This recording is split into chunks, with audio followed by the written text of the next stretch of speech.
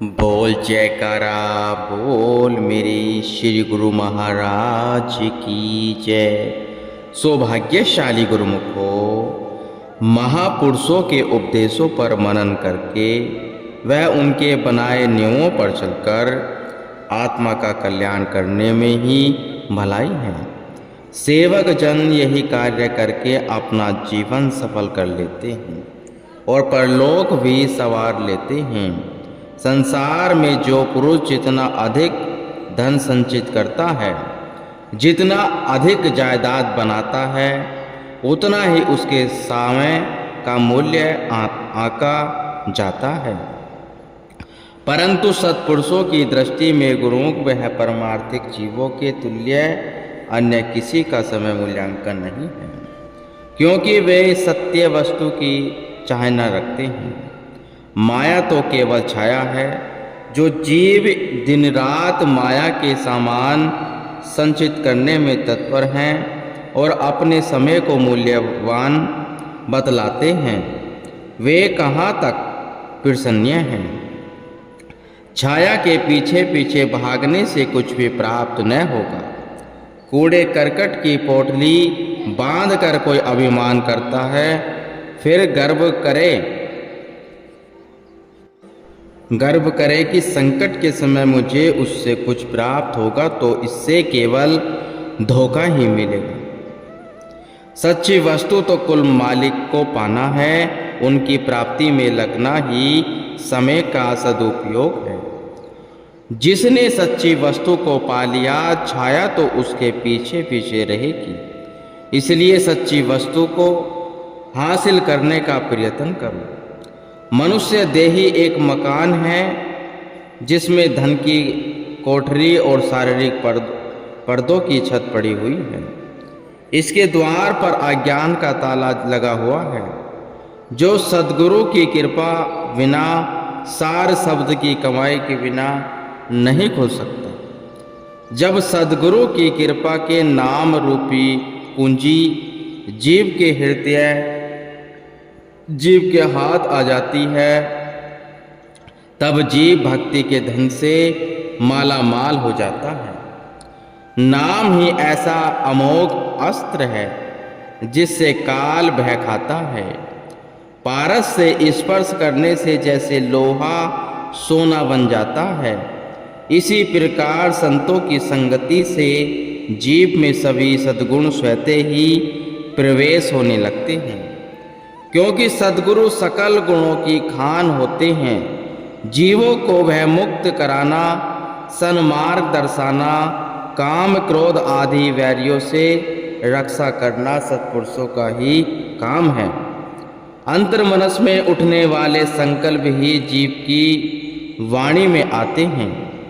वह वैसे ही बातचीत करता है। वह जिन बातों में रस लेता है, वैसे ही उसके कर्म हो जाते हैं। कर्मों के अनुसार उसका रूप बन जाता है। विचार सात्विक है तो उसके कर्म भी श्रेष्ठ, पवित्र और निष्काम होंगे। यदि हृदय में कुल मालिक का ध्यान बसा है, तो वे अंग संग दिखाई देंगे और उन्हें पुकारने से वे हर जगह साक्षात सहायक बनकर पहुंच जाएंगे। अतः महापुरुषों की पावन मौज में जीवन को ढालकर भक्ति प्राप्ति करने में ही जीव का कल्याण है। जिस प्रकार दूर किसी स्थान में घास फूस को आग लगाई जाए तो उसका उठता हुआ धुआं ऐसे प्रतीत होता है जैसे पहाड़ों पर बादल चल रहे हों। गर्मी से परेशान प्राणी यदि चाहे कि वह बादल आकर पानी बरसा दे और ठंडक पहुंचा दे, तो यह उसका भ्रम है। वे तो धुएं के बादल हैं जो वायु के एक झोंके से छट जाएंगे और कुछ भी हासिल न होगा। इसी प्रकार माया की कोई सत्ता नहीं, लेकिन उसका आभास होता है। उसके बस में होकर यदि जीव धोखे में पड़ गया तो उसकी की हुई सारी कमाई नष्ट हो जाएगी। यदि कोई कहे कि मैं घंटा भजन में बैठकर थक जाता हूँ, इसका कारण यही है कि अभी उसकी सुरती पिंड देश से ऊपर नहीं गई। एक बार सुरती सह स्थल कमल से आगे बढ़ी तो सही, फिर वहाँ थकावट का नाम नहीं है। वहाँ तो हर पल सुख शांति और परम आनंद की बरसता है। उसका अनुभव होने से जीव सदा आनंद मग्न रहता है। इंसान की बुद्धि और समझ विज्ञान से कहाँ तक पहुँच गई है। यह चंद्रलोक वह ग्रहों तक पहुँच गया है और न जाने इसने कितने यंत्र बना लिए हैं। अपनी अकल से दूसरों के घात के लिए कितना कुछ बना डाला, मगर यह नहीं सोचा कि मेरी आत्मा का कल्याण किससे होगा। ऐसा उसके पास कोई फार्मूला नहीं, यह सीधा नरकों की तरफ जा रहा है। नरकों से बचने के लिए इसके पास कौन सा उपाय है? इन दुखों से बचने के लिए केवल एक ही तरीका है। जब तक सत्पुरुषों की संगति नहीं मिलती, तब तक इंसान का यह कार्य सिद्ध नहीं होता। ऐसा केवल मनुष्य देही में ही संभव है। बाकी जितने भी जीव जंतु हैं वे 84 लाख योनियां भोग रहे हैं। वे भी यही चाहते हैं कि हमें मनुष्य जन्म मिले और हम भी मालिक की भक्ति करके मालिक से एकाकार होकर जन्म मरण के चक्र से छूट जाएं। महापुरुष भी यही बतलाते हैं कि तुम वह चीज खरीद रहे हो, तुमसे बिछड़े हुए नहीं, और परलोक भी तुम्हें सुख प्रदान करे। 2 घड़ी के सुख के लिए अनेक जन्म दुख भोगना अकलमंदी नहीं है। ऐसे मनुष्य तन को पाकर जो मालिक की भक्ति नहीं करते, नाम नहीं जपते, वे उसके बदले में क्या करते हैं? अगर मन विषयों की ओर लग जाता है तो समझो कि पारसमणि देकर वे कांच किरेचे खरीद रहे हैं। पारसमणि में यह गुण होता है कि वह लोहे को छू जाए तो टनों के टन सोना बना सकती है। उसकी कितनी कीमत हुई है और कांच के टुकड़े की कितनी कीमत। यह तो महापुरुषों ने एक मिसाल ही दी है, लेकिन इससे तुलना नहीं की जा सकती। इंसान भगवान से दूर होकर हैवान बन जाए तो बहुत बड़ा घाटा है। जीव खुश कैसे रह सकता है? अपने मन से कामनाओं व इच्छाओं को छोड़कर केवल मालिक के नाम की आराधना में लग जाओगे तो जीवन स्वतः ही खुशियों से भरपूर हो जाएगा। संत सत्पुरुष वास्तविकता का भेद प्रकट करते हुए बतलाते हैं कि इंद्रियों के सुखों को भोगता हुआ कोई भी प्राणी तृप्त नहीं हो सकता। यथार्थ सुख और आनंद को सद्गुरु के प्रेम में जिसे प्राप्त करने के लिए सुरती को मायावी पदार्थों से हटाना नितांत आवश्यक है। जीव की सुरती को एक ओर से तो माया अपनी ओर खींचती है और दूसरी ओर से भक्ति। अब जीव की अपनी दृढ़ संकल्प शक्ति पर निर्भर है कि वह किधर झुकना चाहता है। कोई भी वहाँ शक्ति नहीं तो उसे बांध सकती, न स्वाधीन कर सकती, जब तक उसके अपने विचार तद्रुप न हो। इसलिए एक तरफ से सुरती को संत सद्गुरु जी के पावन प्रेम में लीन कर निज देश जाने का सुगम मार्ग है।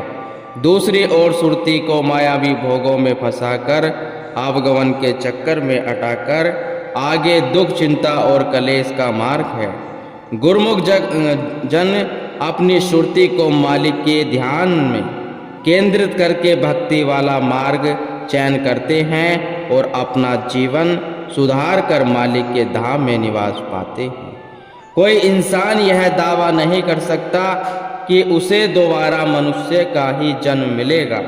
इस दुर्लभ तन की पावन पहचान करना मनुष्य का फर्ज है। सत्पुरुषों के बिना जीव को इस बात का ज्ञान कोई नहीं दे सकता। आप जीव मोह ममता में रत हुए उसी में रचे पचे रहते हैं। जो उनकी संगति करते हैं वे भी उसी तरह मोह के बंधनों में रच पच जाते हैं। जो स्वतः ही सही मार्ग पर चल रहे हैं वही दूसरों को सही रास्ता दिखा सकते हैं। भाग्यों से सन्मार्ग दिखलाने वाले सत्पुरुषों की संगति मिलती है। सत्पुरुषों की रहनुमाई में संसार में रहते हुए जीवात्मा के कल्याण का काम कर लेना चाहिए। इसलिए ही यह मनुष्य तन मिला है और इसलिए ही यह जीव संसार में आया है। यदि 6 फुट लंबा इंसान 5 फुट अर्थात गले तक कीचड़ में फंसा हुआ तो लाख प्रयत्न करने पर भी वह स्वयं कीचड़ से बाहर नहीं निकल सकता। फिर चाहे वह कितना भी ताकतवर क्यों न हो, यदि कोई सशक्त व्यक्ति आकर उसे सहारा दे तभी वह दलदल से बाहर निकल सकता है। ठीक इसी तरह वह यह संसार मोह माया की दलदल में फंसा हुआ है। यह कितने भी यत्न और प्रयास करके देख ले तो भी वह स्वयं इससे आजाद नहीं हो सकता। यदि भाग्य से पूर्ण सद्गुरु की संगति प्राप्त हो जाए तो उसकी रहनुमाई का सहारा लेकर यह अवश्य ही इस दलदल से मुक्ति पा सकता है। जो इंसान सच्चे नाम का सुमरन करता है, अपनी आत्मा को परमात्मा में लीन कर लेता है, उसका जीवन आदर्श बन जाता है, दुनिया के लिए एक मिसाल बन जाता है। आप भी एक आदर्श बन सकते हैं, एक अनूठी मिसाल बन सकते हैं। सत्पुरुषों की संगति और ऐसा बेमिसाल दरबार मिला है, सच्चे नाम की बख्शीश हुई है। अब आप चाहे तो अपनी सुरती को नाम शब्द से जोड़कर अपने जीवन को आदर्श बना सकते हैं। अपनी आत्मा को परमात्मा में लीन करके अजर अमर हो सकते हैं। सत्पुरुषों का मिलना महान सौभाग्य की बात है। आप गुरुमुख जो यहाँ बैठे हैं, करोड़ों में से चयन होकर आए। माया के चक्र के कारण यह ज्ञान हो या न हो कि सत्पुरुषों की संगति के जो लम्हे आपको मिल रहे हैं ये बहुत कीमती हैं। इसका अंदाजा ही नहीं लगाया जा सकता। तब के बरस हजार हो, सत्संगति घड़ी एक, तो भी सरवरे न करे सुखदेव की विवेक। संत चरणदास जी कहते हैं, सत्पुरुषों की संगति के ये थोड़े ही क्षण हजारों वर्षों की कठिन तपस्या से बढ़कर है। यदि किसी को प्रधानमंत्री से मिलना हो तो वह थोड़ी बहुत कठिनाइयां झेलकर उसे मिल सकता है, लेकिन सत्पुरुषों का यह मिलन करोड़ों जन्मों के पुण्य फल, हजारों वर्षों की तपस्या और प्रार्थनाओं के फलस्वरूप प्राप्त होता है। किसी धनी मानी व्यक्ति के मिलने के धन मिल सकता है, किसी गुणवान से गुण और किसी उच्च अधिकारी से मिलने से मान मर्तबा हासिल हो सकता है, लेकिन सत्पुरुषों के मिलने से तो जीव का परमात्मा से मिलन हो जाता है। सारांश यही कि सद्गुरु उद्धारक बनकर अंतकरण में विद्वान मोक्षदायिनी शक्ति को आत्मा की ओर प्रेरित करते हैं, बंधन से स्वतंत्रता की ओर जाने का मार्ग दर्शाते हैं। वे जिज्ञासु को नाम वह शब्द की साधना में दीक्षित करते हैं। सुरती और शब्द के मिलने से जीव मोक्ष की प्राप्ति कर लेता है। महापुरुष जो जन कल्याण का वीणा उठाकर संसार में आते हैं, जीवों को आत्म उन्नति की ओर बढ़ता हुआ देखकर उनका मनोरथ विसिद्ध हो जाता है और वह आनंदित होते हैं। श्री गुरु महाराज जी गुरुमुख।